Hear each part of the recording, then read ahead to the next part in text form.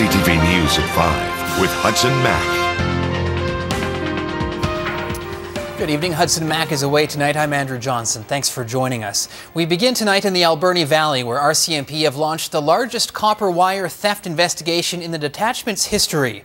Copper grounding wires were ripped off power poles along a 62-kilometre section of line between China Creek and the Ditidaht First Nation. The damage was so extensive, Hydro was forced to cut power to all of Ditidaht, leaving nearly 90 homes with no electricity for 48 hours. CTV's Scott Cunningham has more. At prices approaching $3 a pound, it's something that's very lucrative for somebody to look after and go towards stealing.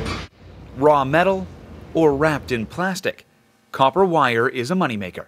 Short period of time, somebody that needs some quick cash can go out and just steal a little bit of copper wire. Not just for scrap metal dealers, it's big business for thieves as well. Biggest copper wire theft that we have dealt with. Late last week, BC Hydro discovered a big problem. Copper grounding wire had been stolen from nearly 300 power poles between China Creek and Dididhat Village. The theft was so severe, the utility was forced to sever power to the remote West Coast community. It's a very serious event for BC Hydro. We put a lot of resources into repairing it, and it's a grave concern for us. As the lights went out, the investigation turned on. Our forensic identification section was activated and brought out to the scene. They at this time are still looking for additional evidence.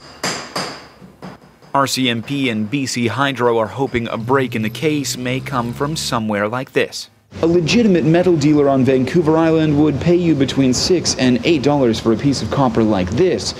But trying to sell it illegally here will attract a different kind of attention, police attention. At the end of the day, everything gets faxed to the RCMP, where it's then cross-referenced with any of the local thefts. BC Hydro doesn't know the exact cost of the theft, but say it's well into six figures, and you will be footing the bill. It ends up in the rates of Hydro, and yes, it does impact our rates and our customers. Both police and Hydro want a tip. A lead, something to electrify the investigation and keep the case from running cold. Scott Cunningham, CTV News, Port Alberni.